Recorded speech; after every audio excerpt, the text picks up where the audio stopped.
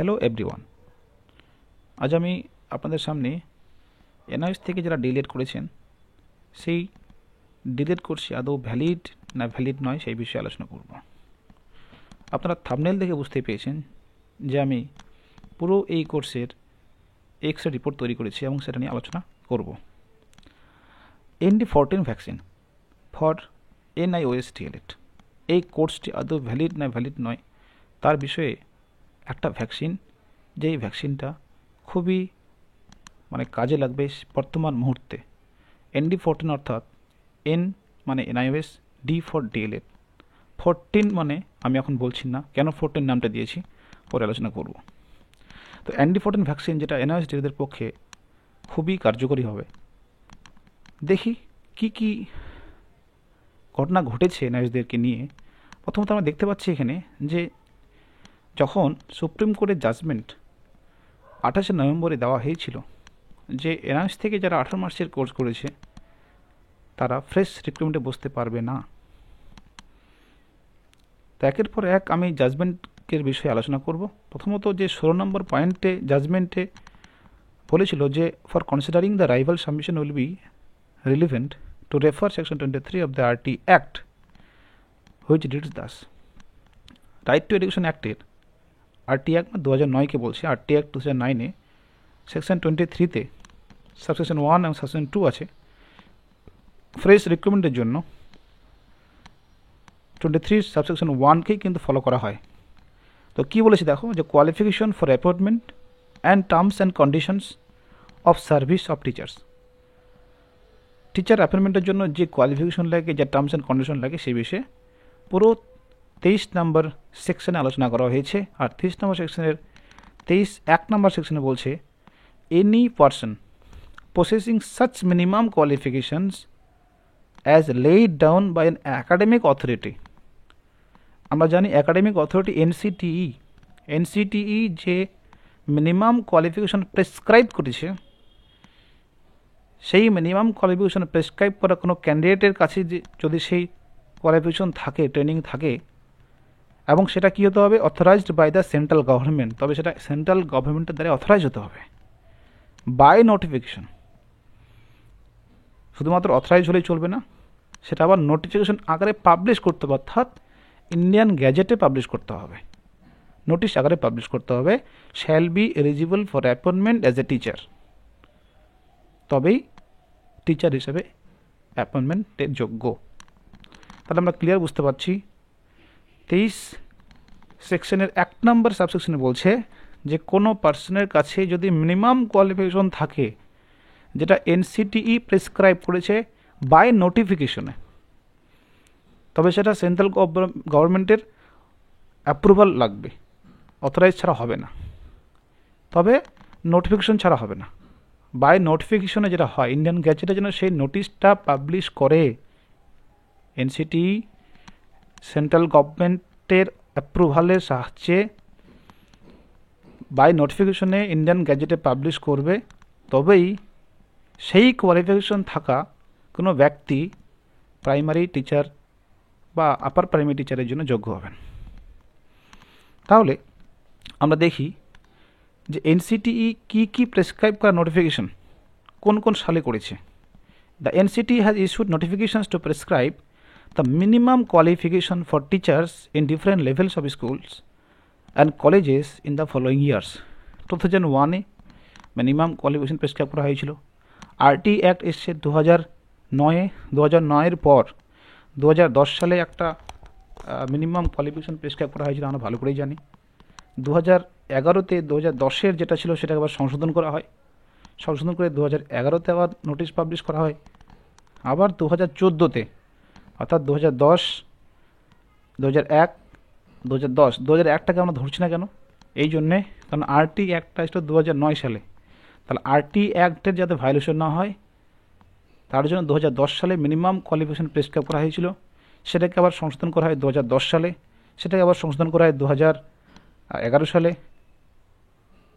Sorry, ভুল বললাম, 2010 সালটাকে সংশোধন করা হয় 2011 সালে, 2011টাকে সংশোধন করা হয় 2014 সালে, আবার 2021 সালে। অর্থাৎ যে মিনিমাম কোয়ালিফিকেশন প্রেসক্রাইব করা হয়েছিল সেগুলো পরপর কটা আছে? চারটা ইয়ার, 10, 11, 14, 21। তার আমরা আজকে দেখে নিব 2010 সালে কি নোটিফিকেশনে কি উল্লেখ করেছিল যে মিনিমাম কোয়ালিফিকেশন কি হবে। দেখো আমি অ্যারো দিয়েছি, প্রথম অ্যারোতে দেখো লেখা আছে 2010-এ 23শে অগাস্ট এই নোটিফিকেশনটা পাবলিশ হয়, এবং নিচে যে অ্যারোটা আছে দেখতে পাচ্ছি ক্লাস 1 to 5, 1 থেকে 5 পর্যন্ত ক্লাসকে পড়ানোর জন্য একটা শিক্ষকের, একটা ক্যান্ডিডেটের কী কী কোয়ালিফিকেশনের প্রয়োজন আছে। প্রথমে বলেছে senior secondary or its equivalent অর্থাৎ HSA with at least 50% marks and 2 year diploma in elementary education by whatever name known. কোথাও BTC নামে আছে, কোথাও আবার ডিপ্লোমা এলিমেন্টারি DLED নামে আছে। তো যাই হোক, এখানে বলেছে 2 year ডিপ্লোমা লাগবে। তাহলে যদি আমরা দেখি NIOS থেকে যারা কোর্সটা করেছিল ওদের 18 মাসের কোর্স ছিল, কিন্তু এখানে কী বলেছে 2 years ডিপ্লোমা লাগবে। তাহলে সত্যি সত্যি এটা কন্ট্রোভার্সি হয়ে যাচ্ছে যে যেখানে অলরেডি বলে দিচ্ছে 2 year ডিপ্লোমা, তো ওদের 2 year ডিপ্লোমা নয়, তাহলে সেই ক্ষেত্রে NIOSটা যোগ্য হতে পারে না। তো আমাদের লক্ষ্য করতে হবে 2010-এর পরে 2011-তে সংশোধন হয়, 2011-এর পরে 2014-তে সংশোধন হয়। 2014-তে যে সংশোধন হয়েছিল দেখো 2014 নোটিফিকেশন অ্যাপেন্ডিক্স 9-এ এখানে ক্লিয়ার বলা হচ্ছে যে norms and standards for diploma in elementary education programs through open and distance learning system leading to diploma in elementary education DLED। তাহলে কী বলছে? ওপেন অ্যান্ড ডিস্টেন্স লার্নিং মোডে DLED করা যায়, সেটা কিন্তু 2014 সালে সংশোধন হয়েছিল অ্যাপেন্ডিক্স 9-এ। আপনারা দেখবেন অ্যাপেন্ডিক্স 9টা খুলবেন, অ্যাপেন্ডিক্স 9-এ ক্লিক করলে অটোমেটিক PDF বেরিয়ে যাবে। PDF বেরিয়ে গেলে আপনারা দেখবেন যে ঠিক ওপেন অ্যান্ড ডিস্টেন্স লার্নিং মোডে যে DLED করা যায় সেই বিষয় কিন্তু অলরেডি আছে। তো আমি সেই বিষয়ে আলোচনা করছি পরের পেজে। দেখো কি লেখা আছে এখানে, এলিজিবিলিটি অফ ইনস্টিটিউশন, কোন কোন ইনস্টিটিউশন এলিজিবল এই কোর্সটা করানোর জন্য। প্রথমে বলেছে দেখো the institutions or academic units specially established or offering ODL programs like the National Open University, State Open University and the Directors School of Open and Distance Learning in UGC recognized universities, open schools গুলো যেগুলো approval আছে, যে স্কুলগুলোর approval আছে, যেমন NIOS এটা open school. তাহলে আমরা জানি NIOS থেকে যারা কোর্সটা করেছে, অতএব সেই ইনস্টিটিউশন অর্থাৎ NIOS একটা অ্যাপ্রুভাল সংস্থা, যে অ্যাপ্রুভ পেয়েছে রিকগনাইজ সংস্থা, সেটা আমরা ভালো করে জানি। আচ্ছা, তারপরে চলে আসে ডিউরেশনের দিকে। নিচের দিকে দেখা আছে যে the duration of the programme shall be of 2 academic sessions years. এখানে দেখতে হবে 2010-কে দেখলে চলবে না, 2010-কে না, আমরা দেখব 2014 সালে যখন সংশোধন হলো তাহলে কে এলিজিবল কে বলছে the duration of the programme shall be of 2 academic sessions or years. However, students shall be permitted to complete the program within a maximum period of 5 years. তাহলে 2010 সালে 2 years লেখা ছিল, সেটাকে সংশোধন করা হলো। সংশোধন করার পরে আসলো কি যে 2 academic sessions/years, অর্থাৎ সেশন বলছে, এখানে কোনো 2 year বলছে না। তাহলে আমরা দেখব এখানে যে রিকগনিশন লেটারটা ছিল, সেই রিকগনিশন লেটারে কী বলেছে। যখন 2017 সালে NIOS থেকে যে তাদেরকে ডিলিট করানো হয়, সেই সময় to be publish in gazette of India part 3 section 4 22 September 2017। 2017 সালে 22 সেপ্টেম্বরে গ্যাজেটে, অর্থাৎ এই যে বললাম ইন্ডিয়ান গ্যাজেটে এটা পাবলিশ করার কথা ছিল, সেটা পাবলিশ হয়নি টেকনিক্যাল কারণে। আমরা জানি যে ডিপার্টমেন্টাল ফল্টের কারণে সেটা হয়নি, সেটা আমরা সবাই জানি। তো এটা আমরা দেখেছি এটা গ্যাজেট আকারে পাবলিশ হতো, বাট এখানে কী লেখা আছে, যেহেতু স্পেশালি এই কোর্সটাকে 18 মার্চে কমপ্লিট করা হয়েছিল, এটা বুঝতে হবে যে কোর্সটা কিন্তু 18 মার্চে কমপ্লিট করা হয়েছিল। তো নিচের দিকে দেখো কী লেখা আছে, ক্লিয়ারলি আমি দেখতে পাচ্ছি এখানে যে NCT has received directions under section 29 of the NCT act 1993। তারপর বলছে যে 21/8/2017-তে এবং 4/9/2017-তে একটা লেটার ইস্যু করা হয়েছিল, তার পরিপ্রেক্ষিতে করা হয়। এবং the project proposal for recognition of diploma in elementary education DElEd programme through ODL mode has been submitted by the national open schooling. আমি একটু বললাম যে ওপেন স্কুলিং NIOS এটা রিকগনাইজ সংস্থা, তার দ্বারা কিন্তু এই কোর্সটা করানো হয় এবং সে পুরো কী করেছে ডকুমেন্ট সাবমিট করেছিল এই ডিপ্লোমার ব্যাপারে। তারপর নিচেতে লেখা আছে যে whereas the said project proposal has been considered by an expert committee constituted by NCT একটা এক্সপার্ট কমিটি তৈরি করেছিল, সেই কমিটি কনসিডার করেছে এবং পুরো যে প্রজেক্ট সেটাকে দেখেছে যে project and found that the NIOS is adequately prepared to conduct the program and the curriculum proposed therein meets the requirement of the DLED ODL program NCTE। Clear বলছি এখানে NCTE যে প্রোগ্রামটা আছে এই প্রোগ্রামটা পুরো তারা মিট করতে পারবে, কন্ডাক্ট করতে পারবে, NIOSের কাছে সেই ক্ষমতাটা আছে। এরপর নিচের দিকে চলে যাও, কি বলেছে এখানে 2 নম্বরে কি বলেছে, 2 নম্বর বলছে any provision related to the duration of the programme so as to reduce it to 18 months instead of 2 years and the requirement of 6-month internship to be subsumed within the duration of 18 months। Duration যা হবে সেই বিষয়ে clear বলছে যে any provision যা provision হবে এই ডিউরেশনের ব্যাপারে সেটা কি হবে যাতে এটাকে রিডিউস করা যায়, so S to reduce it. Normally কত লাগে 2 ইয়ার্স ছিল, কিন্তু এখানে কি বলেছে না 2 ইয়ার্স না 18 মান্থস হবে। 18 মান্থস কেন হবে লেখা আছে দেখো, reduce it to 18 months instead of 2 years, 2 ইয়ার্সের পরিবর্তে 18 months and the requirement of 6-month internship to be subsumed within the duration of 18 months।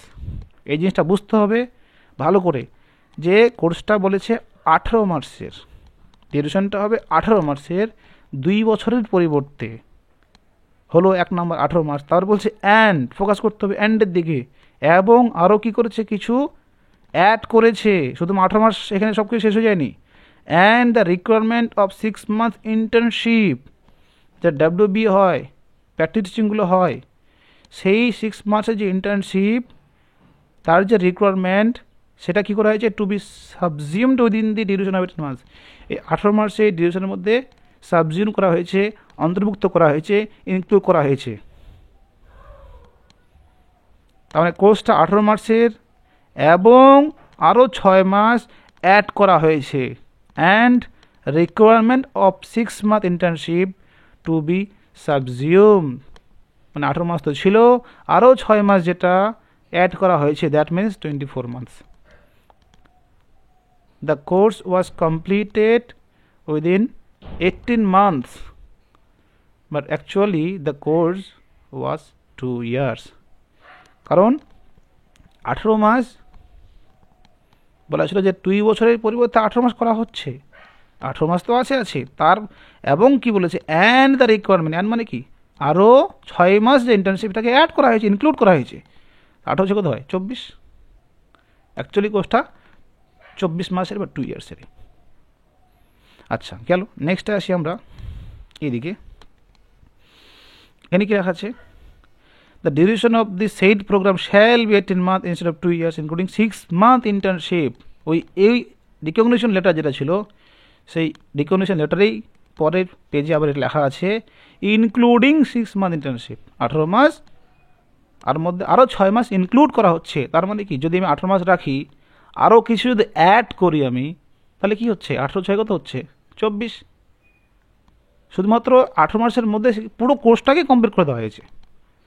তার মানে এই নয় যে কোনো কারিকুলাম ছাড় দেওয়া হয়েছে, ইন্টার্নশিপ ছাড় দেওয়া। অনেকে বলছে কি 6 মাসের ব্রিজ কোর্স করে দিলে তো হয়ে যায়।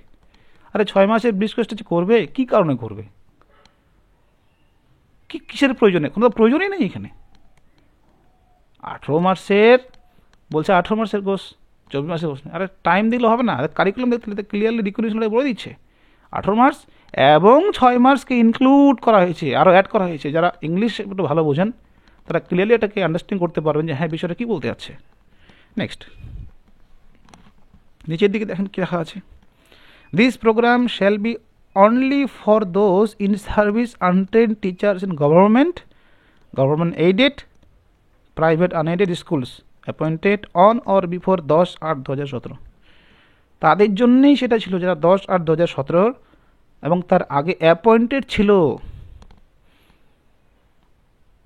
ফ্রেশারদের জন্য ছিল না, এটা যারা আগে থেকেই অ্যাপয়েন্টেড ছিল, আগে থেকেই স্কুলে পড়া হতো তাদের জন্য ছিল, এবং সেটা সরকারের সাহায্যপ্রাপ্ত, সরকারি পোষিত এবং প্রাইভেট সবার জন্য ছিল। এটা রিকগনিশন লেটার।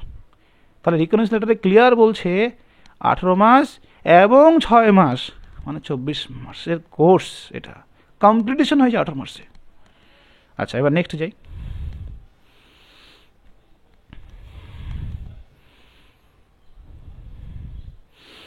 এবার চলে আসি একটা জিনিস, এই যে আমি বলেছিলাম যে ইনস্টেড অফ, দেখো একটা জিনিস আমি এখানে আলোচনা করব, এই যে লেখা আছে ইনস্টেড অফ 2 years, এই বিষয়ে আমি একটা আলোচনা করতে যাচ্ছি। ইনস্টেড অফ যেটা ছিল, according to the Oxford dictionary some synonyms for instead of include. Instead of মানে কি, অক্সফোর্ড ডিকশনারিতে বলছে in lieu of, instead of মানে in lieu of. This phrase is often used to indicate a substitution or replacement for something else. আবার rather than হয়, this expression emphasizes a preference or choice between two alternatives. দুটো alternative আছে, এটা একটা বিষয়, এটা দুটোর মধ্যে যে কোনো একটা, হয় এটা না হয় এটা, যে কোনো একটা তুমি নিতে পারবে। আবার বলছে as an alternative to, this indicates another option or choice in place of something. মানে 2 yearsের পরিবর্তে 18 মাসের কোর্সকে ভ্যালিড করা হয়েছে, এবং এটা যে ইকুয়াল কোর্স, এটা যে ইকুইভ্যালেন্স, সেটা ক্লিয়ারলি এখানে বলছে যে 18 মাস এবং 6 মাসে ইন্টার্নশিপ ইনক্লুড করা হয়েছে, মানে অ্যাড করা হয়েছে। কারিকুলামের কোনো গাফিলতি ছিল না, কারিকুলাম যা ছিল রেগুলার মোডে যা এখনো হয়, ওপেন ডিস্টেন্স লার্নিং মোডে যারা এনএস থেকে হয়েছে, একই কারিকুলাম ছিল। তাই এটা একটা অল্টারনেটিভ কোর্স, বাট কমপ্লিট 18 মাসে হয়েছে।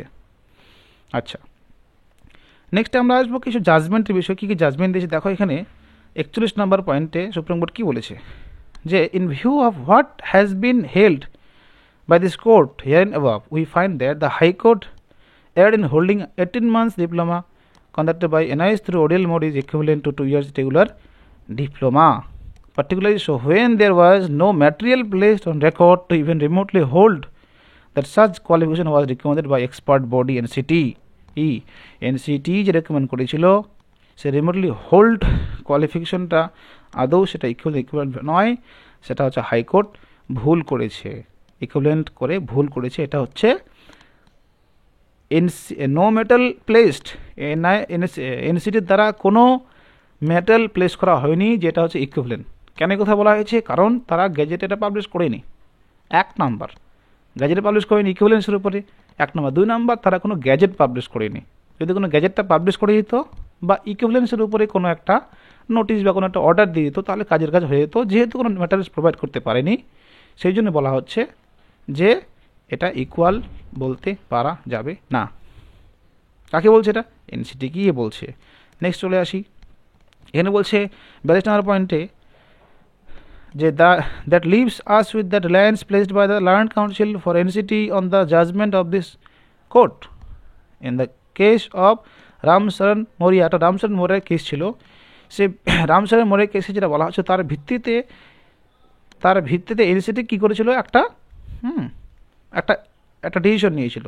সেই জন্য বলছে যে রিলায়েন্স যে করেছিল এনসিটি যে রিলায়েন্স, যার উপরে রিলায়েন্স করেছিল, সেটা কী ছিল বলছে, দেখো যে there can be no doubt that NCT as an expert body has a right to prescribe the minimum qualifications in the present case itself by notification dated 23 August 2010, 29 July 2011 যেটা আছে, তাহলে 23 অগস্ট 2010 আর 29 জুলাই 2011 যে নোটিফিকেশন প্রেসক্রাইব করা হয়েছিল, সেই রকম notification prescribe করেনি এই বেলায়। অর্থাৎ এই যে এনআইএস থেকে যে ডিডির করা হয়েছিল, এদের জন্য যে এটা নতুন করে একটা যে অ্যামেন্ডমেন্ট করতে হবে, নতুন করে যে অ্যামেন্ডমেন্ট তো করেছিল, নতুন করে যে নোটিফিকেশন প্রেসক্রাইব করতে হবে, প্রেসক্রাইব করেনি।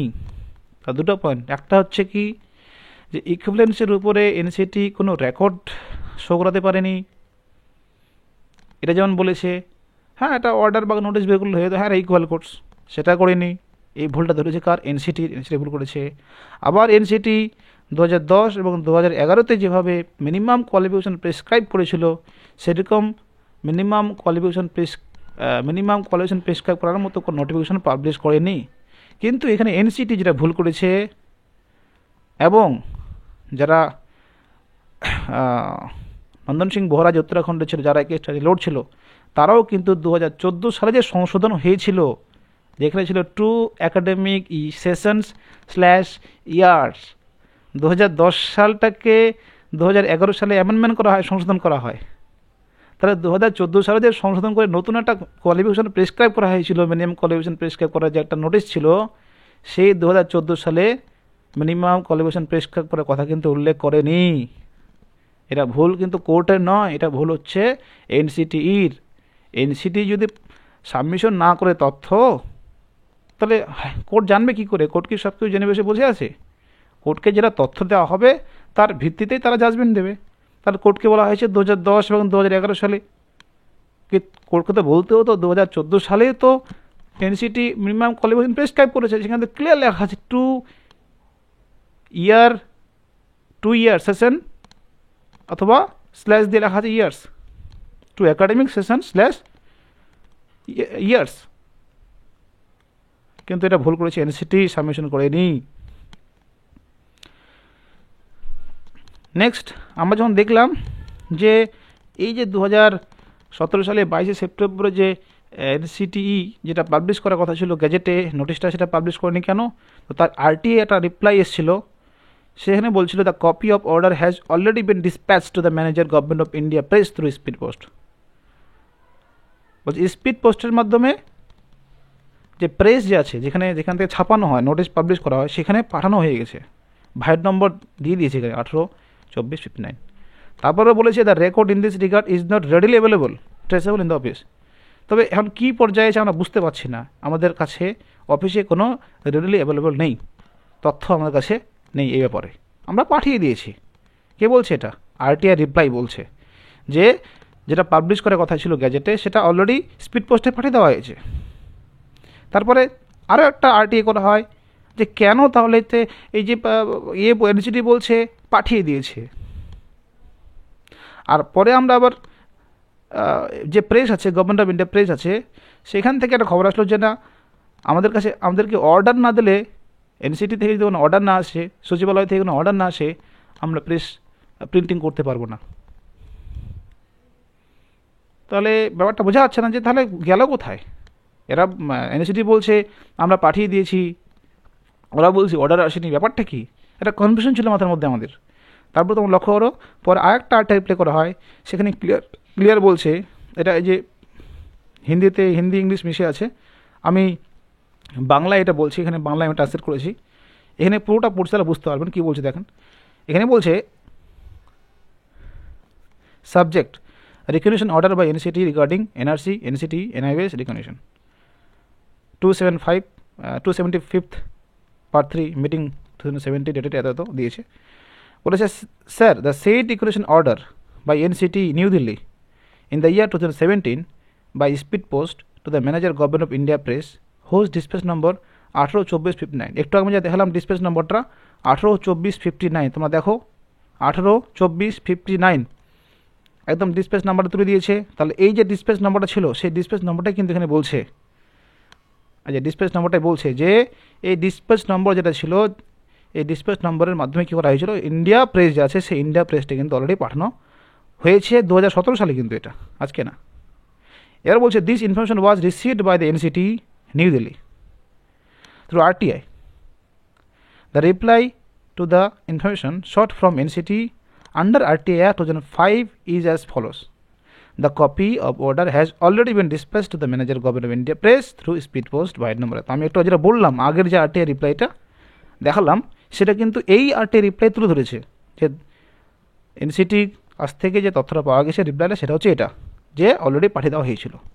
তারপরে বলছে sir after this we sought information under RTI from the publication department. তারা পাবলিকেশন ডিপার্টমেন্টের কাছে চাই, এনসিটি বলছে আমরা পাঠিয়ে দিয়েছি, তখন পাবলিকেশন ডিপার্টমেন্টের কাছে যাওয়া গেলো, ওখানে বলা ব্যাপারটা কি, পাঠিয়ে দিচ্ছে আপনারা পাবলিশ করেনি কেন?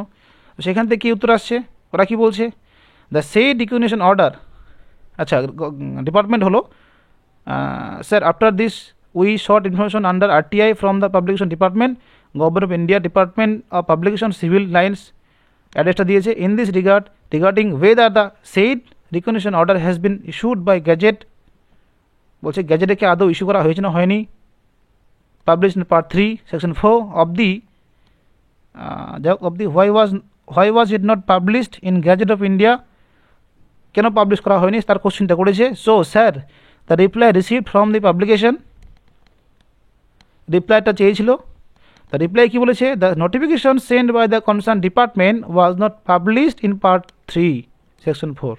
এবার যে প্রেস আছে, প্রেস থেকে বলা হচ্ছে যে রিকগনিশন অর্ডার দেওয়া হয়েছিল, সে রিকগনিশন অর্ডার দিয়েছিল ঠিকই, বা সেটাকে পাবলিশ করা হয়নি গ্যাজেটে। কেন? কারণ বলছে because the concern department NCT did not follow the guidelines of this department and did not make the payment required for publishing the notifications. যে এনসিটি তো আমাদের পাঠিয়ে দিয়েছে, কিন্তু এই গ্যাজেট পাবলিশ করার জন্য যে পেমেন্ট লাগে সেই পেমেন্টটা তারা দেয়নি। দেখা আছে did not make payment required for publishing the notification, notification publish করার জন্য পেমেন্ট লাগে সেটা পে করেনি। Information received under RTI is attached. আচ্ছা স্যার, it is clear from the above answer that the said recognition order by NCT has been approved by Government of India. Government did not follow the guidelines of Publication Department for publishing in India, and this is necessary payment for publishing the notification was also not made. বলছে যে পেমেন্টটা করেনি সেই পেমেন্টটা করতেই হবে, এটা necessary. Payment না করলে আমরা পাবলিশ করতে পারবো না। কোনো গ্যাজেটে যদি নোটিশ পাবলিশ করতে হয় পেমেন্ট অবশ্যই লাগবে, যেহেতু পেমেন্টটা করেনি তাই নোটিশটা পাবলিশ হয়নি। Therefore sir you are requested to please spare time in publishing the said recognition order in gazette of India. Please remove the remaining shortcomings and get it published in gazette of India as soon as possible. মানে clear বলছে যে সমস্যাটা আমরা বুঝতে পেরেছি, কোথায় সমস্যা ছিল, আপনারা খুব তাড়াতাড়ি গেজেটে নোটিশটা পাবলিশ করুন। অ্যাটাচ করে দিয়েছে। লাস্টে কারেন্ট স্ট্যাটাস বলছে আন্ডার প্রসেস। দেখো গ্যাজেটটা পাবলিশ হয়নি, কী পরিস্থিতিতে আছে, গ্যাজেট কেন পাবলিশ হচ্ছে না, বলছে আন্ডার প্রসেস। আন্ডার প্রসেস কেন, আমরা সবই বুঝতে পারলাম, যেহেতু পেমেন্টটা হয়নি, পেমেন্ট না হওয়ার কারণেই কিন্তু পাবলিশ হয়নি। তাহলে ভুলটা কোথায় ছিল, ভুলটা আমরা সবাই বুঝতে পারলাম, 1 নম্বর। 2 নম্বর, 2010 এবং 2011 সালে যে নোটিফিকেশন, সেই নোটিফিকেশনকে সুপ্রিম কোর্টে সাবমিশন করেছিল এনসিটি, কিন্তু 2014 সালে যে অ্যামেন্ডমেন্ট হয়, 2010টা অ্যামেন্ডমেন্ট হয়ে আসে, এটা কিন্তু সাবমিশন করেনি। এবার যদি আমরা দেখি আমাদের যে সার্টিফিকেট, আমাদের সার্টিফিকেটে আমরা কী পেয়েছি, আমাদের সার্টিফিকেটে ক্লিয়ার বলছে যে 2017-2019 সেশন, দেখো লেখা আছে যে নাম দিয়েছে অমুক অমুক অমুক, he has successfully completed diploma in elementary education DElEd. এখানে কোথাও লেখা নেই 18 মার্চের ডিএলএড, 2 ইয়ার্সের ডিএলএড, কোথাও লেখা নেই, ডিএলএড করেছে। অর্থাৎ ডিপ্লোমা ইন এলিমেন্টারি এডুকেশনের জন্য যে ট্রেনিংটা লাগে সেই ট্রেনিংটা কমপ্লিট। এখানে কথা বলা হয়নি যে 6 মাসের যে ইন্টার্নশিপ সেটা কমপ্লিট হয়নি, কোথাও লেখা আছে নেই। শুধুমাত্র থিওরিটিক্যাল ক্লাসগুলো করেছিল, থিওরিটিক্যাল পরীক্ষাগুলো হয়েছিল, যেটা ইন্টার্নশিপ সেই ইন্টার্নশিপটা করেনি, এরকম কোথাও লেখা আছে নাই। ডিএলএডটা করেছে। ডিপ্লোমা ইন এলিমেন্টারি এডুকেশনের জন্য ডিপ্লোমা সেটা অলরেডি কমপ্লিট হয়ে গেছে, and pass the examination held in the session 2017-19। 2017 এবং 2019 সেশনে এরা অলরেডি পাস করে গেছে। তো 2 অ্যাকাডেমিক ইয়ার বলেছিল, যে 2014 সালে যখন অ্যামেন্ডমেন্ট হয় তখন ক্লিয়ারলি বলছিল 2 অ্যাকাডেমিক ইয়ার্স / সেশনস। সেশনস লেখা আছে কত, 2017-19। আচ্ছা গেল। নেক্সট এখানে আমরা দেখব একটা জিনিস, নিচের দিকে এখানে চেয়ারম্যান, এনআইএস চেয়ারম্যান সিগনেচার আছে। আবার যে এভালুয়েশন আছে, যে এভালুয়েশন করার সে ডাইরেক্টর ছিল, সেই এভালুয়েশন করেছে, তারও সিগনেচার দিয়েছে সার্টিফিকেটে। আচ্ছা পরে দেখি আমাদের সার্টিফিকেটের পিছন দিকে কী লেখা আছে, ফার্স্ট ইয়ার আর আছে সেকেন্ড ইয়ার। 2 বছরের কোর্স 18 মার্চে কমপ্লিট হয়েছিল। আচ্ছা 501, 502 থেকে শুরু করে যে মডেলগুলো ছিল এগুলো সব 501 থেকে 505 থিওরিটিক্যাল ছিল, আর দেখো ইন্টার্নশিপ 511, 512, তার নাম্বারও পুট করা হয়েছিল। সেকেন্ড ইয়ারে সেম 506 থেকে 510, আবার ইন্টার্নশিপ 517, 514, এটা হচ্ছে ইন্টার্নশিপ। তাহলে 6 মাসের যে ইন্টার্নশিপ ছিল সেই ইন্টার্নশিপও কিন্তু কমপ্লিট হয়ে গেছিলো। সে দেখো নিচের দিকে চলে যাও একবার, নিচের দিকে কী লিখেছে, সার্টিফিকেটের নিচের দিকে রাখা আছে recognised and approved for the DElEd programme by NCTE vide file নম্বর দিয়ে দিয়েছে এখানে, and recognition order 18/24/59, 18/24/59 recognition order 61 dated 22/9/2017। ওই যে দেখালাম একটু আরটিআই রিপ্লাই যে 18/24/59 ছিল রিকগনিশন করার জন্য যে অর্ডারটা দেওয়া হয়েছিল 18/24/59, সেই রিকগনিশন অর্ডারটা কিন্তু এখানে সার্টিফিকেটে পুট করেছে। তো সার্টিফিকেটে অলরেডি পুট হয়ে গেছে যে 22/9/2017 এটা কী হবে, পাবলিশ করা হবে। পাবলিক যদি সরকার না করে, সরকারের গিল্টি হয়তো আমরা কী করব। তো সরকারের গিল্টি কথাই ছিল সেটা আমরা পেলাম যে সরকার এনসিটি পেমেন্টটা করেনি, যে রিকোয়ার্ড পেমেন্ট ছিল পাবলিশিং করার জন্য সেটা পেমেন্ট করেনি। তাহলে আমরা ক্লিয়ার বুঝতে পারছি যে পেমেন্টটাও হয়ে যাবে, কিন্তু পেমেন্টটা এমনি হবে না, চাপ দিতে লাগবে, সুপ্রিম কোর্টের অর্ডার লাগবে। তার জন্য যেভাবে সর্বভারতীয় স্তরে যারা লড়াই করছে তাদের সাথে হাতে হাত মিলিয়ে আমাদের চলতে হবে, তবে একমাত্র হবে। কোর্টের প্রতি প্রেশার আসলে অবশ্যই তারা কী করবে, কাজ করবে। গেল। তারপরে এখানে যেটা আমি এর আগে দেখাইছিলাম যে এটা যে 2 বছরের 2 একাডেমিক সেশন 2014 সালের যে নোটিফিকেশনে বলা হয়েছিল প্রেসক্রাইব যে কোয়ালিফিকেশন, সেটা 2 একাডেমিক ইয়ার্স লেখা ছিল বা 2 একাডেমিক সেশন লেখা ছিল, এবং সার্টিফিকেট কিন্তু সেম দেখো 2 একাডেমিক সেশন 2017-2019 লেখা আছে। মানে সেশন কিন্তু 2 একাডেমিক সেশনেরই কিন্তু সেশন ডিউরেশনটা এখানে লেখা আছে, দেখো the duration of the programme shall be 2 academic sessions years আছে। ক্লিয়ার? আচ্ছা, নেক্সট এবার চলে আসবো আমরা এই জায়গাতে। এখানে কি বলেছে, in the result we pass the following order. Supreme কোর্টের জাজমেন্টে যা যা আলোচনা হয়েছিল পুরো জাজমেন্টের পরে শেষের দিকে 3টা অর্ডার দিয়েছিল। কি কি? দ্য অ্যাপিলস আর অ্যালাউড, অর্থাৎ যদি এই জাজমেন্টের ভিত্তিতে কেউ রিভিউ পিটিশন করতে চায় তার অ্যালাউ করা হয়েছিল। রিভিউ পিটিশন সাধারণত 1 মাস সময় থাকে, 1 মাসের মধ্যে রিভিউ পিটিশন করতে হয়। কোনো কারণবশত যে 1 মাসে কেউ রিভিউ পিটিশন সাবমিশন না করতে পারে তাহলে ডিলে অ্যাপ্লিকেশন করেও কিন্তু 3 মাস পর্যন্ত সময়টাকে বাড়ানো যায়। 3 মাসের মধ্যেই কিন্তু করতে, তারপর কিন্তু করা যাবে না। তাহলে 1 মাস অলরেডি পার হয়ে গেছে, এখনও সময় আছে হাতে। পর্যাপ্ত তথ্য পেয়ে 3 মাসের মধ্যেই কিন্তু সাবমিশন হবে, এটা আশা আমরা করছি। আর যেভাবে গিল্টিটা বুঝতে পেরে গেছি, যেহেতু ভুল বুঝতে পেরে গেছি এনসিটি এখন তৈরি করে সেই কাজটা করবে। তবে চাপ না দিলে হবে না, সেটা সুপ্রিম কোর্টের মাধ্যমেই, সুপ্রিম কোর্ট থেকে অর্ডার বের করেই কিন্তু চাপ দিতে হবে, তবে একমাত্র হবে।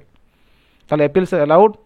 আচ্ছা, নেক্সট 2 নম্বর বলছে the impugned judgement and order dated 14 September 2022 passed by the High Court of Uttarakhand and Nainital is quashed and set aside, and the writ petitions filed by the original writ petitioners are dismissed। অর্থাৎ এখানে বলেছে উত্তরাখণ্ড হাইকোর্টে judgement দেওয়া হয়েছিল, সেই জাজমেন্টটাকে বাতিল করে দেওয়া হয়েছিল, কোয়াস্ট করে দেওয়া হয়েছিল, মানে ওই জাজমেন্টটার কোনো ভিত্তি ছিল না। আর 3 নম্বর বলছে the writ petitions filed by the original writ petitioners are dismissed. অর্থাৎ ওই উত্তরাখণ্ডে যারা যারা রিট পিটিশনার ছিল ওদের যে রিট পিটিশনার তাদেরকে পুরোপুরি কী করা হয়, ডিসমিস করে দেওয়া হয়। সুপ্রিম কোর্টে যারা যারা গেছিলো, যারা রেসপন্ডেন্ট ছিল, যারা পিটিশনার ছিল, সমস্ত রেসপন্ডেন্ট পিটিশনার কিন্তু ওই উত্তরাখণ্ড থেকেই ছিল। আর ওইদিকে এনসিটি ছিল পার্টি হিসাবে। আমাদের ওয়েস্ট বেঙ্গল থেকে কেউ কিন্তু সেই সুপ্রিম কোর্টে পার্টি হয়নি। এবং যদি আমরা বিহারে যাই বা উড়িষ্যায় যাই বা আসামে যাই, কোনো স্টেট থেকে কিন্তু পার্টি, শুধুমাত্র উত্তরাখণ্ড গভর্নমেন্ট একাই গিয়েছিল, উত্তরাখণ্ড গভর্নমেন্ট এবং উত্তরাখণ্ড থেকে তারাই পার্টি হয়েছিল। আমাদের পশ্চিমবঙ্গ থেকে কিন্তু কেউ পার্টি হয়নি। তাই ডিসমিসটা কাকে করেছে, এখানে কাদের করেছে, writ petitions filed by the original writ petitioners. Original writ petitioner কারা ছিল, উত্তরাখণ্ড থেকেই ছিল, ওদেরকে ডিসমিস করেছে। ডিসমিস কিন্তু আমাদের করেনি। তাহলে এখন কোশ্চেন হবে, তাহলে ডিসমিস যেহেতু আমাদের করে, তাহলে এখন কী হবে? তাহলে আমাদের পশ্চিমবঙ্গের তাহলে কি ভ্যালিড? হ্যাঁ, আমাদের পশ্চিমবঙ্গে ভ্যালিড নয় পশ্চিমবঙ্গের বিষয়ে আসবো। আর এখানে একটা জিনিস লক্ষ্য করতে হবে, সুপ্রিম কোর্টকে বলছে যে সুপ্রিম কোর্টের জাজমেন্ট যখন চলে এসে সব জায়গাতে অ্যাপ্লাই হয়ে যাবে। এটা কেন বলছে, এটা তোমাদের বুঝতে হবে। যে সাধারণ যা ছেলেপেলে যারা আইন কানুন সম্পর্কে এত কিছু বোঝে না, তাদেরকে এটা এই জন্য বলছি, তাড়াতাড়ি এই কেসটাকে আমরা কি করব, তৈরি করি সিঙ্গেল বেঞ্চ হাইকোর্টে তুলে কোনোরকম করে অর্ডারটা বের করে নিয়ে এসে আমরা বাঁচতে পারলে হলো। হয় না, চতুরতা দেখিয়ে সব কিছু কাজ করা যায় না। কারণ সুপ্রিম কোর্টে জাজমেন্ট এসছে, সেটা যদি সঙ্গে সঙ্গে আমাদের স্টেটে লাগু হয়ে যেত তা তো হয়ে যেত। সেটা তো হাইকোর্টে অর্ডার বের করতে হবে, হাইকোর্ট থেকে ডিভিশনে যেতে হবে, ডিভিশন থেকে তো আবার সুপ্রিম কোর্ট, মানে কেউ তো ছেড়ে কথা বলবে না। এদিকে না এনআরএসটা ছেড়ে কথা বলবে, আর রেগুলারও তো আছে, এরা তো বলবে না কোনোরকমভাবে পেলে চাকরিটা বাস হয়ে গেল। কিন্তু অত সহজ নয়, মানে অত চতুরতা দেখিয়ে যদি বলি যে না হাইকোর্টে কেস করে দেবো, অর্ডার বের করে দেবো, বাস হয়ে যাবে, হয় না এইভাবে। সকল সিস্টেম আছে, এদিকে এনসিটির সাপোর্ট আছে, এমএইচআরডির সাপোর্ট আছে, এবং প্রেজেন্টলি যেটা লেটেস্ট যেটা আপডেট, প্রধানমন্ত্রীর কাছেও কিন্তু অলরেডি চিঠি চলে গেছে, পিএমও দপ্তর থেকে গ্রিন সিগন্যাল পাওয়া গেছে, পিএমও দপ্তর থেকে গ্রিন সিগন্যাল পাওয়া গেছে, এরা তড়িঘড়ি এই কাজগুলো হয়ে যাবে। অতএব আমরা বলি যে অলরেডি রিকগনিশন অর্ডার ছিল, পেমেন্টটা করে নিই, পেমেন্ট না করার কারণে দেখো ভুল যদি আমাদের হতো সাধারণ ছেলেমেয়েদের, তাহলে ব্যাপারটা আলাদা ছিল যে সাধারণ ছেলেদের ভুল হয়েছে, শাস্তি আমরাই পাবো। ভুল করে যে সরকার ভুল করলে ডিপার্টমেন্টের ফল্ট হলে তারা ঠিক করবে, স্বাভাবিক সময় লাগছে, ঠিকই স্বাভাবিক সময় লাগবে।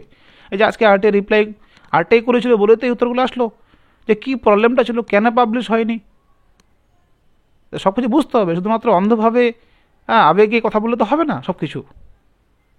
তো এখানে চাকরির সবারই প্রয়োজন আছে, সবাই চাকরির জন্য করছে, কিন্তু ঠিকই আছে, চাকরির জন্য সবাই চেষ্টা করবে, লড়াই করতে, লড়াই করুক, কিন্তু আইন কিন্তু কথা বলে সব শেষে, ল কিন্তু সবশেষে কথা বলবে। আমরা যত লাফালাফি করি কাজের কাজ কিছু হবে না। যাই হোক, তো নেক্সট আসি যে তাহলে লাস্ট জাজমেন্টে কি বুঝতে পারলাম যে অ্যাপিলস আর অ্যালাউড আছে।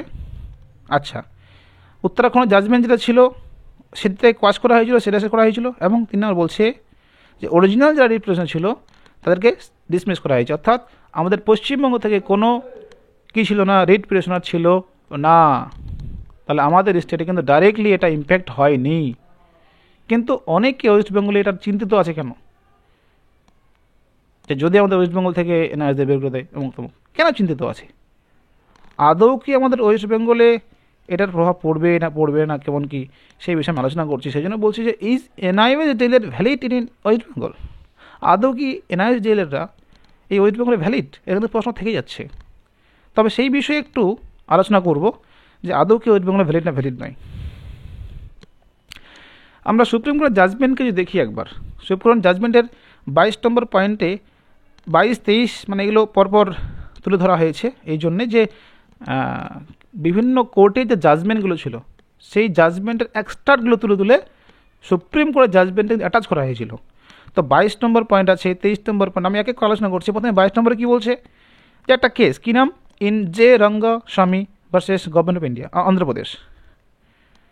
This court held that it is not for the court to consider the relevance of qualification prescribed for various posts. বিভিন্ন পোস্টে যে কোয়ালিফিকেশন প্রেসক্রাইব করা হয় সেটা কোর্টের এখতিয়ার না, কোর্ট বলতে পারে না তোমাকে এটা করতে হবে, এটা করতে হবে। এটা কোয়ালিফিকেশন প্রেসক্রাইব করার ক্ষমতা এনসিটির কাছে আছে, এনসিটি কীভাবে প্রেসক্রাইব করে না করবে এটা এনসিটির ব্যাপার, এটা কোর্ট বলতে পারে না। সেজন্য বলছে কোর্টের কাছে এটা পাওয়ার নেই, কোর্ট এটা কনসিডার করতে পারে না।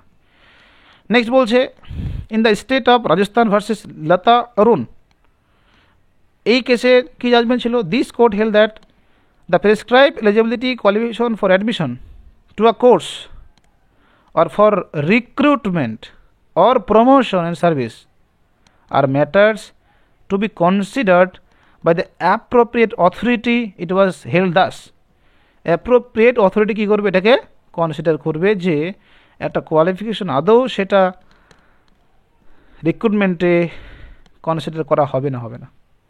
তাই বলছে 13 নম্বর পয়েন্টে, from the ratio of the decision noted above it is clear that the prescribed eligibility qualification for admission to a course or for recruitment, অ্যাডমিশনের জন্যে অথবা রিক্রুটমেন্টের জন্যে অথবা প্রমোশনের জন্যে, যারা ইন সার্ভিসে আছে তাদের প্রমোশনের জন্য, আর matters to be considered by the appropriate authority. তাহলে অ্যাপ্রোপ্রিয়েট অথরিটিকে, অ্যাপ্রোপ্রিয়েট অথরিটি এখানে ইনস্টিটিউট হবে, অ্যাপ্রোপ্রিয়েট অথরিটি আমাদের প্রাইমারি বোর্ডও হবে। কেন? কারণ প্রাইমারি বোর্ড একটা স্ট্যাচুটারি বডি আর ইনস্টিটিউট একটা স্ট্যাচুটারি বডি। অনেকে বলবে না এটা তো ভুল বলছে, অনেকে বলবে জানি এটা ভুল বলছে, প্রাইমারি বোর্ড কী করে বলতে পারে, এটা বলতে পারে না। আসছি একের পরে আসছি, সব ল পয়েন্ট নিয়ে আলোচনা করছি, ল পয়েন্ট দিয়ে বোঝাবো। আমি মন গড়া কথা বলছি না, একদম ল পয়েন্ট দিয়ে আলোচনা করবো যে হ্যাঁ কেন প্রাইমারি বোর্ড অ্যাপ্রোপ্রিয়েট অথরিটি হতে পারে। আচ্ছা, তো বলছে it is not for courts to decide, এটা কোর্টের ব্যাপার না, কোর্টের এখতিয়ার না, to decide whether a particular educational qualification should or should not be accepted as equivalent to the qualification prescribed by the authority. Authority যে কোয়ালিফিকেশন প্রেসক্রাইব করেছে সেই কোয়ালিফিকেশন ইকুয়াল না ইকুয়াল নয় সেটা কোর্ট ডিসাইড করতে পারে না। It is not for the courts to decide whether a particular educational qualification should or should not be accepted as equivalent, কোনটাকে অ্যাকসেপ্ট করা হবে, কোনটা কোর্সকে অ্যাকসেপ্ট করা হবে না ইকুয়াল হিসাবে, অর্থাৎ ইকুইভ্যালেন্সের উপরে কোর্টের কোনো এখতিয়ার নেই, কোর্টের কোনো পাওয়ার নেই, সে হাইকোর্ট হোক আর সুপ্রিম কোর্ট হোক।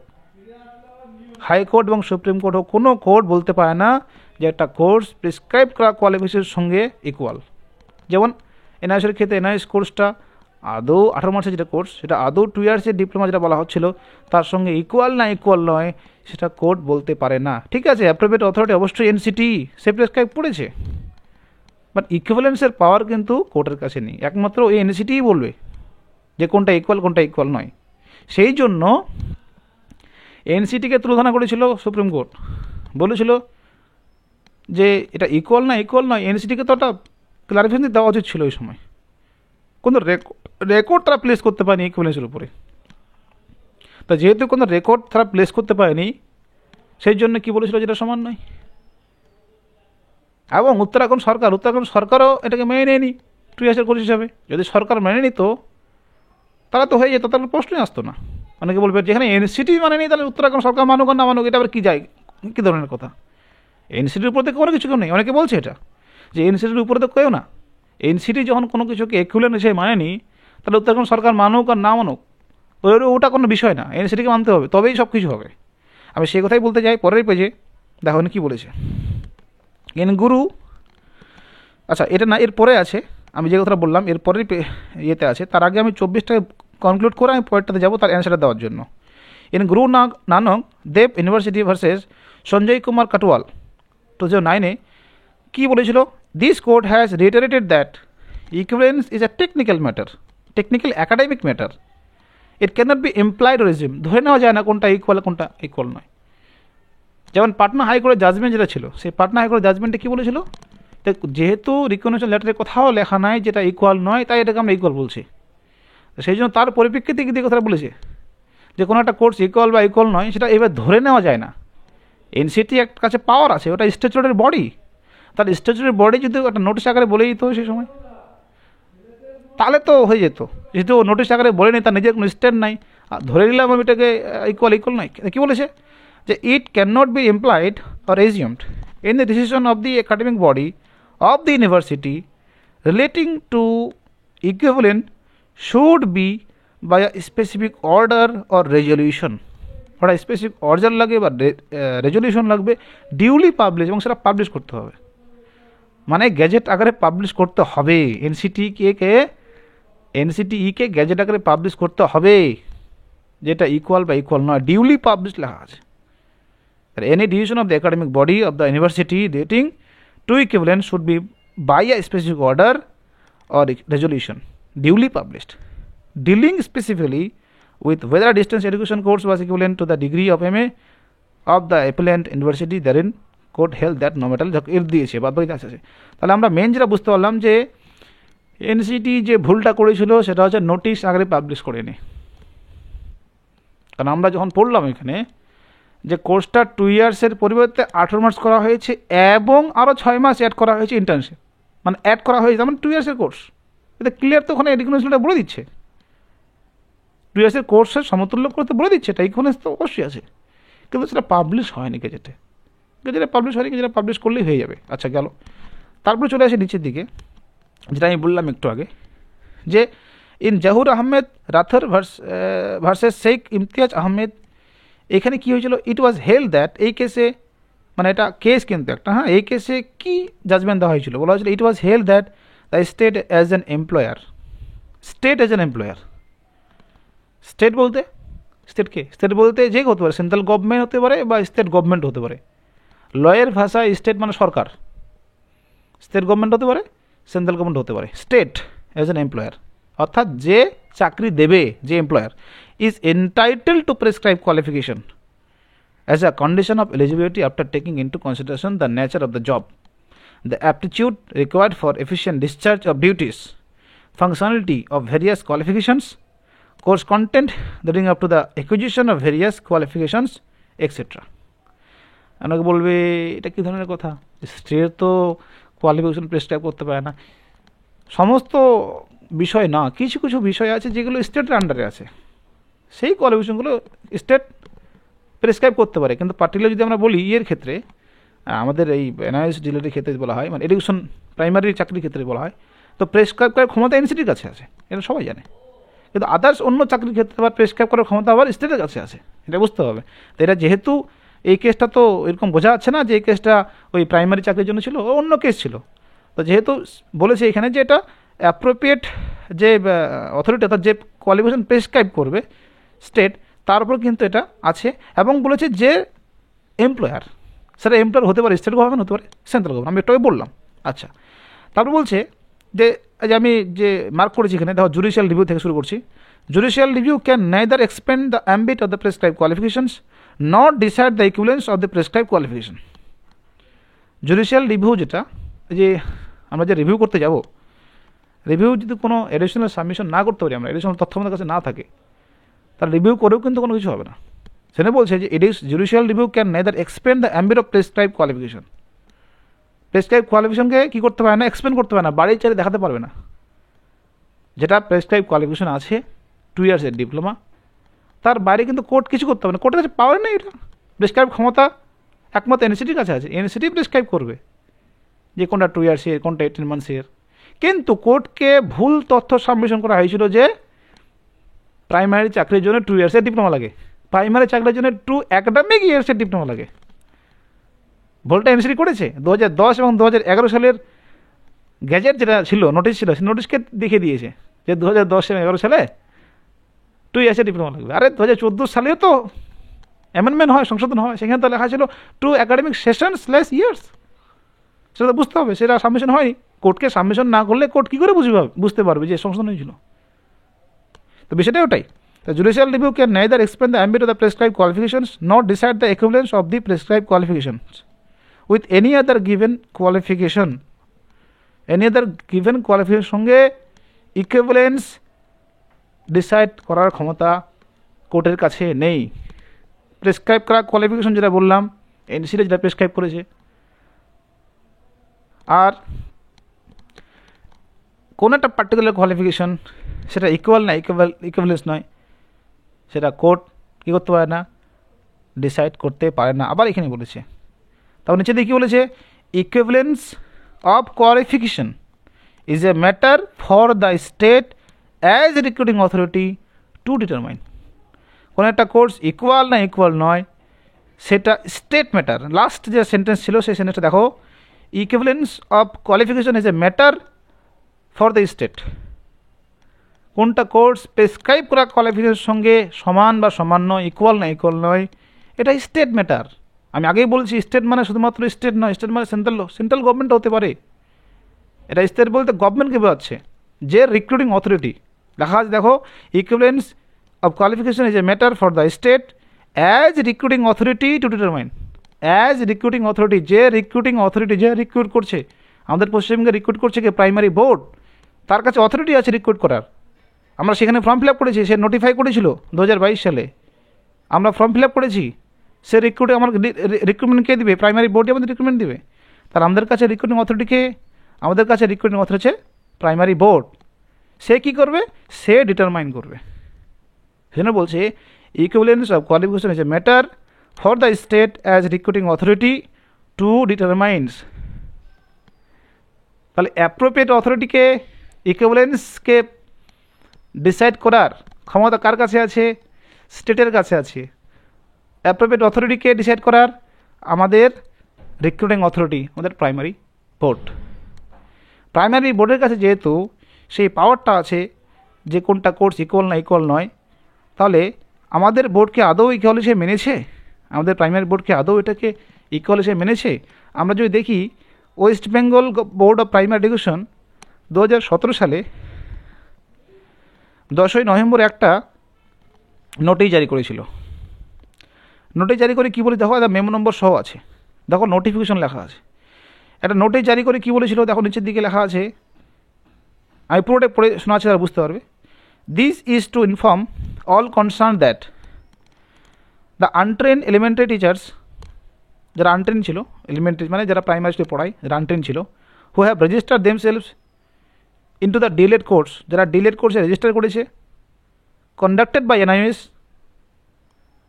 শুড ম্যান্ডেটরিলি রেজিস্টার, তাদেরকে অবশ্যই রেজিস্টার করতে হবে within 15/11/2017 into the Swayam portal. লাস্টটা কাট অফ ডেট ছিল, এর মধ্যে রেজিস্টার করতে হবে 15/11/2017 স্বয়ং পোর্টালের মাধ্যমে, which is an interactive self learning and teaching platform giving assignment and receiving feedback.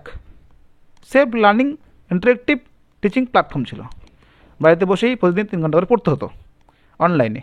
All the self learning interactive materials are available on SWAYAM portal. Without registration into this portal, যদি registration কেউ না করে and following the interactive session, আর ওই interactive session follow না করে, no registered teacher will be allowed to sit for the DElEd examination and their registration will be invalid. আমাদের পড়তে হয়েছে প্রতিদিন 3 ঘন্টা করে আমাদের ক্লাস করতে হয়েছে, সে তুমি যখনই করো, 24 ঘন্টা খোলা ছিল এটা, দিন রাত যখনই তুমি পড়তে হয়েছে। যদি সেই গাইডলাইনকে ফলো না করে, সেই ইন্টারেক্টিভ সেশনকে দিকে ফলো না করে, তাহলে তাকে পরীক্ষায় বসতে হবে না, আর সেটাও করতে হবে, তার পাশাপাশি রেজিস্টারও হতে হবে। No register teacher. তাহলে আনট্রেন টিচার কারা ছিল এখানে, কাদের জন্য করা হয়েছিল? যারা এলিমেন্টারি স্কুলে পড়াতো, গভর্নমেন্ট প্রাইভেট স্কুলে যারা পড়াতো, এবং এই যে কাট অফ ডেট দেওয়া হয়েছে 10 অগাস্ট 2017 আগে থেকে যারা অ্যাপয়েন্টেড ছিল স্কুলে, কোনো স্কুলে পড়াতো, তারাই একমাত্র রেজিস্টার করতে পারবে। এবং যে পোর্টাল ছিল সাম পোর্টাল, সেই পোর্টালে যা যা গাইডলাইন থাকবে সেই গাইডলাইন ফলো করতে হবে, তবে তোমাকে পরীক্ষা বসতে দিবে, নাহলে তাদের এক্সামিনেশনকে কী হবে, রেজিস্ট্রেশনকে ইনভাইট করে দিবে। Regular visit to the portal and following the guidelines and instructions shall count towards eligibility for the course. Regular যদি আমরা এই পোর্টালে ভিজিট করি এবং গাইডলাইনকে ফলো করি, যা যা গাইডলাইন দেয়, কে দেয় গাইডলাইন? এই স্বয়ং পোর্টাল, অর্থাৎ এনআইএসের চেয়ারম্যানদের ছিল, বা এনআইএসের, কারণ এনআইএসের উপর দায়িত্ব দেওয়া হয়েছিল কোর্সটা করার জন্য। তো যা যা আমরা গাইডলাইন ফলো করবো, এনআইএসের পক্ষ থেকে যা যা গাইডলাইন ফলো করবো, যা ইনস্ট্রাকশন দিবে, shall count towards eligibility for the course. এই কোর্সের জন্য আমরা এলিজিবল হব, এবং 2 years ডিপ্লোমা হিসাবে, and the 2 years diploma in the elementary education shall count towards eligibility for the course and 2 year diploma in elementary education. তাহলে 2 year diploma in elementary education হিসাবে গণ্য করা হবে। 2 বছরের ডিপ্লোমা ডিএলএড কোর্স হিসাবে গণ্য করা হবে, 2 বছরের ডিপ্লোমা হিসেবে গণ্য করা হবে। ক্লিয়ার বলছে 2 year diploma in elementary education. তাহলে আমাদের পর্ষদ প্রাইমারি বোর্ড 2017 সালে 10 নভেম্বরই নোটিফাই করে দিয়েছিল।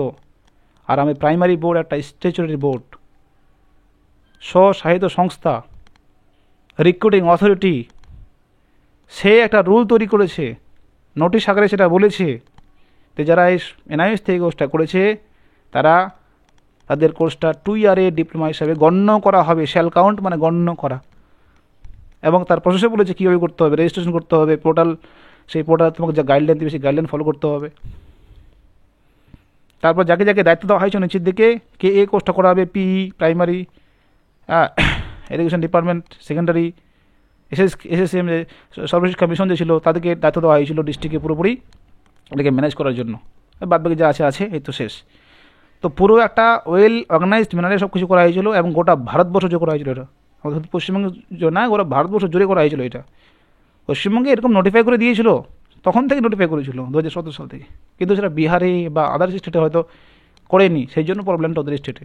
এবং উত্তরাখণ্ডে এইভাবে নোটিশ আকারে পাবলিশ যদি করতো, কারণ উত্তরাখণ্ডে যে প্রাইমারি বোর্ড আছে সে করেনি, ভুল ওদের, যেসব স্টেটে এরকম নোটিফাই করেনি।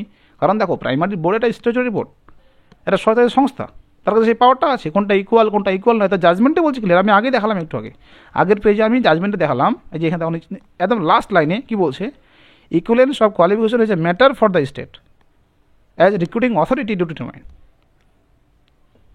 ইকুয়ালেন্সটা পুরোপুরি এটা কোয়ালিফিকেশন ইকুয়াল নয়, সেটা স্টেট ডিসাইড করবে, যে রিক্রুট করে, যে রিক্রুটিং অথরিটি, আমাদের প্রাইমারি বোর্ড রিক্রুটিং অথরিটি, সে মনস্থির করবে, সে ডিসাইড করবে কোনটা ইকুয়াল নয়। তাহলে আমাদের প্রাইমারি বোর্ড 2017 সালেই বলে দিয়েছে এটা ইকুয়াল 2 ইয়ার্সের কোর্স। এখন যদি বলে না তোমাকে বসতে দেবে না, তাহলে হবে না। কী করে হয়? তোমাকে আগেই বলতে হতো, নাহলে এই নোটিশটাকে অ্যামেন্ডমেন্ট করতো, তখনই অ্যামেন্ডমেন্ট করতে হতো। অ্যামেন্ডমেন্ট করে বলতো যে না আমাদের নোটিশটা দিয়েছিলাম এটা ভুল হয়েছিল, সেটা তো করে নি আগে। না, উইদাউট অ্যামেন্ডমেন্ট ছাড়া হঠাৎ করে এখন বললে তুমি যোগ্য নাই, হয় এটা? তাহলে প্রথম থেকে আমাদের একটা স্টেট সেটাকে অ্যাকসেপ্ট করে নিয়েছে যে 2 ইয়ার্সের ডিপ্লোমা এটা। এখন কী করে রিজেক্ট করতে পারে? আর কোনো কোর্স সমান না সমান নয়, তো স্টেটের ম্যাটার, স্টেট ডিসাইড করবে কোনটা কোর্স সমান কোনটা সমান নয়। স্টেট যখন ডিসাইড করে নিয়েছে, তাহলে এখন তো না বলতে পারে না। সুপ্রিম কোর্ট বলছে স্টেটের ম্যাটার সেটা। ইভেন ওই এতে 1-2 দিন আগে আসাম থেকে একজন গেছিলো, এনসিটিতে গেছিলো, এনসিটির ডিপার্টমেন্ট, সেখানে গেছিলো, গিয়ে বলছিল যে আসামে যে প্রবলেম হয়েছে সেই প্রবলেম নিয়ে আলোচনা করতে। তো বলছে এটা স্টেট ম্যাটার, স্টেট যদি এটাকে ইকুইভ্যালেন্স মনে করতে কোনো ব্যাপার না, স্টেট যদি কোনটাকে ইকুইভ্যালেন্স মনে করে নিতে পারো, অসুবিধা নেই। তখন বলছে স্যার আপনারা তাহলে কেন করছেন না, গ্যাজেট কেন পাবলিশ করছেন না? তখন বললো যে একটা টেকনিক্যাল ফল ছিল, ডিপার্টমেন্টের ফল ছিল, কোর্টের অর্ডার আসলে আমরা করবো। তা সুপ্রিম কোর্ট থেকে অর্ডার বের করলে কিন্তু গ্যাজেটটা বেরিয়ে যাবে, এটা কিন্তু একটা পজিটিভ সাইন যে হ্যাঁ অর্ডার বের করলেই হয়ে যাবে। অথবা রিভিউ পিটিশন সাবমিশন করতে হবে, একই জিনিস, হয় রিভিউ করতে হবে, আর রিভিউ তো কাজ হবে অবশ্যই, তো তার আগে আমাকে অর্ডারটা বের করতে হবে, সরি গ্যাজেটটা পাবলিশ করতে হবে। আর গ্যাজেট পাবলিশ করার জন্য সুপ্রিম কোর্ট থেকে অর্ডার লাগবে, নাহলে হবে না। তাহলে সেটা এনসিটি ইকুইভ্যালেন্স না মানলেও স্টেট যদি মেয়ে নেয় ইকুইভ্যালেন্স কোর্সটাকে, এটা ইকুয়াল, সেই গ্যাজেট পাবলিশ হবে সেটা আলাদা বিষয়, কিন্তু আমাদের স্টেট তো মেনে নিয়েছে ইকুয়াল, এই যে বিষয়। নেক্সট এবার চলে যাবো আমরা, যদি আমাদের প্রেজেন্ট এই মুহূর্তে যে গত যে একটা হিয়ারিং ছিল, আমাদের সিঙ্গেল বেঞ্চে একটা কেস হয়েছিল, রেগুলাররা কেস করেছিল এনআইসির বিরুদ্ধে, সেখানে সাবমিশন কী দিয়েছিল পর্ষদ, দেখো প্রথম সেন্টেন্সটা কী বলেছে, দেখো সাবমিশনে বলছে the academic body for recruitment of primary teachers is NCT. NCT হলো একাডেমিক বডি, সবাই জানে এটা, আমরাও জানি যে একাডেমিক বডি এনসিটি, ঠিক আছে। In West Bengal recruitment of primary teacher is affected by a statutory rule framed by the school education department government of West Bengal.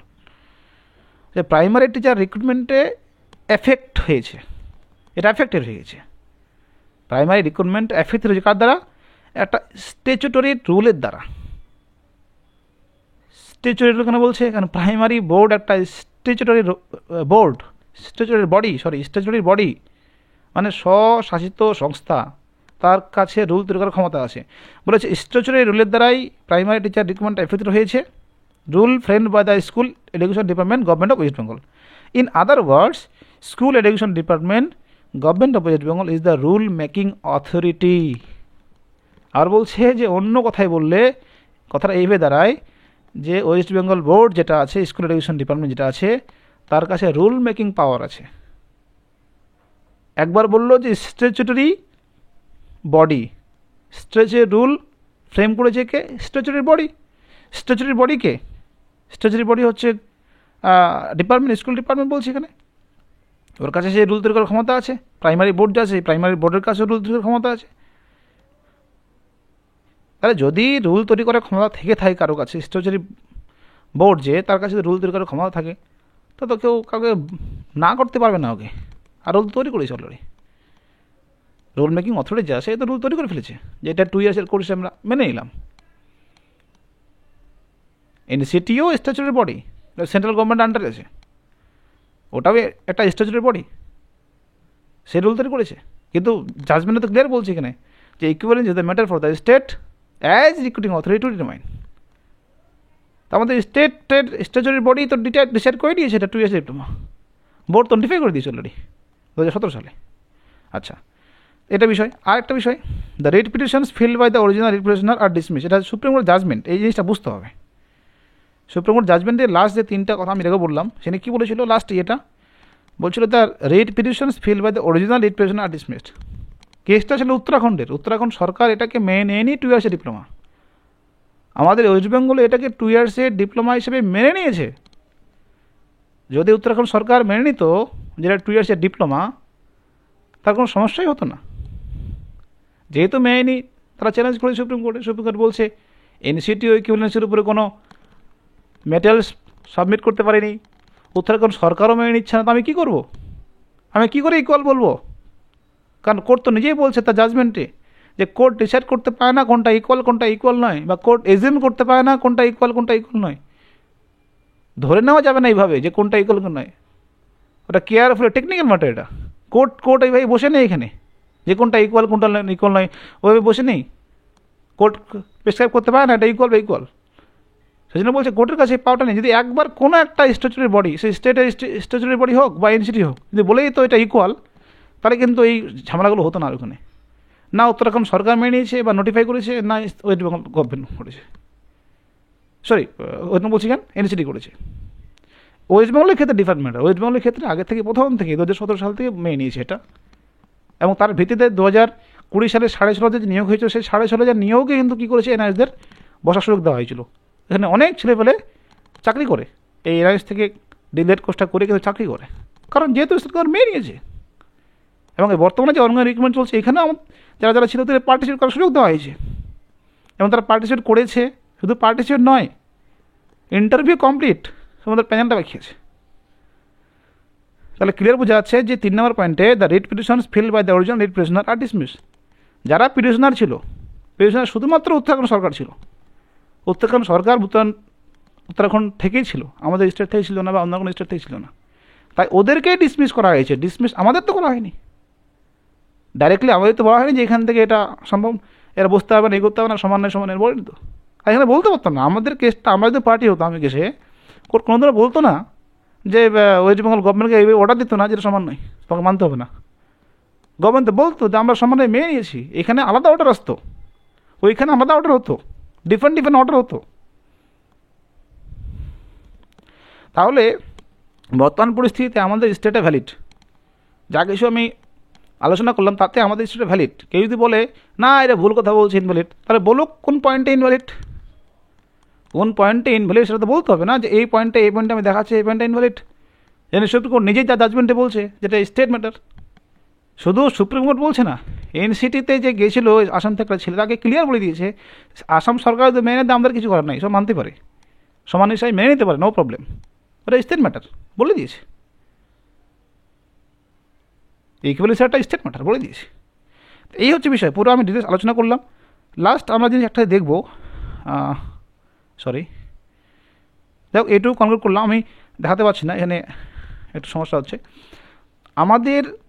আমরা সবাই জানি এটা প্রাইম মিনিস্টার, বর্তমান যে প্রাইম মিনিস্টার আছে নরেন্দ্র মোদী, পোস্টার সহ পাবলিশ হয়েছিল যে এই কোর্স নিয়ে ভারতবর্ষের যে কোনো জায়গাতেই তোমরা অ্যাপ্লাই করতে পারবে, এবং এটা একটা 2 বছরের কোর্স।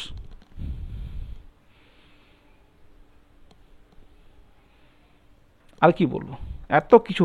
এবং এনআইএসের যে চেয়ারম্যান, সেও কিন্তু বলেছিল যে 2 ইয়ার্সের ডিপ্লোমার যা ওয়েটেজ, সেম ওয়েটেজ কার কাছে আছে, এনআইএস থেকে যা ডিএড করেছে। ওয়েটেজ মানে কি, একই গুরুত্ব আছে, মানে ইকুইভ্যালেন্টের কথাই বলছে। যেহেতু এনসিটি নোটিশ পাবলিশ করেনি, গ্যাজেটটা পাবলিশ করেনি, এই জন্য এনসিটি ফল ধরেছে।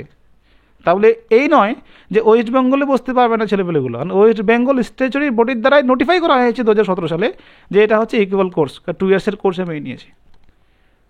তার আজকে যদি এনআইএসকে বাদ দিয়ে প্যানেল বের করে, অত সহজে কি বের করতে পারবে?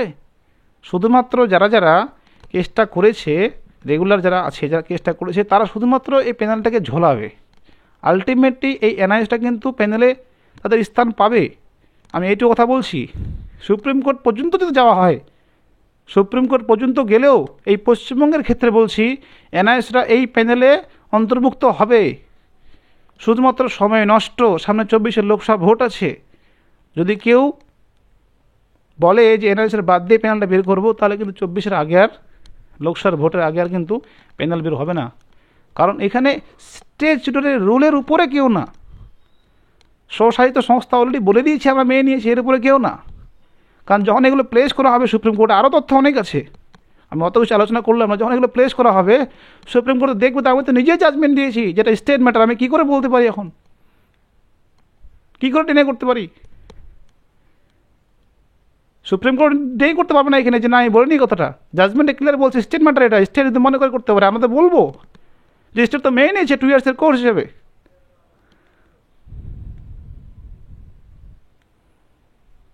তাহলে বন্ধুরা সবাইকে বলি একটু বিষয়গুলো বোঝো। আমি জানি আমি এই ভিডিওটা এই জন্যই করলাম, অনেক ছেলেপেলে আছে, অনেক সাধারণ ছেলেপেলে অনেকে বুঝতে পারছে না বিষয়টা কী হবে না হবে। আমি একটা কথাই বলবো প্রত্যেককে, লড়াই জারি আছে এবং লড়াই জারি থাকবে। পর্ষদ যদি কোনো ক্রমে যদি ভুল পদক্ষেপ নিয়ে নেয় জেনারেলদের বাদ দিয়ে প্যানেল তৈরি করা, এটা মাথায় রাখো, প্রত্যেককে বলি সবারই চাকরি সুনিশ্চিত হবে। প্যানেল যদি পাবলিশ এনআইএস বাদ দিয়ে হয়, প্রত্যেককে পিটিশনার হতে হবে, আর প্রত্যেকে পিটিশনার হয়ে আমরা সুপ্রিম কোর্ট পর্যন্ত যাব, ছেড়ে কথা বলবো না। তাই সবাইকে বলছি, সবাই অ্যাক্টিভ থাকো, চোখ কান খোলা রাখো, চোখ কান খোলা রেখে আমাদের এগিয়ে যেতে হবে। যদি কোনো কারণবশত আমাদের বাদ দিয়ে প্যানেলটা বের করে না, তখন খেলাটা হবে। কিন্তু আমার বিশ্বাস যে পর্ষদে ভুলটা করবে না, কারণ 24শে লোকসভা ভোট আছে, ভোটের আগে একটা প্যানেল বের করবে এবং এনআইএস সহ প্যানেলটা বেরোবে। আমি অনেক কিছু বললাম, যদি এই ভিডিওর মধ্যে কোনো কিছু ভুল কথা বলে থাকি কমেন্টে জানাবে, আমি অবশ্যই রিপ্লাই দেওয়ার চেষ্টা করব। ধন্যবাদ।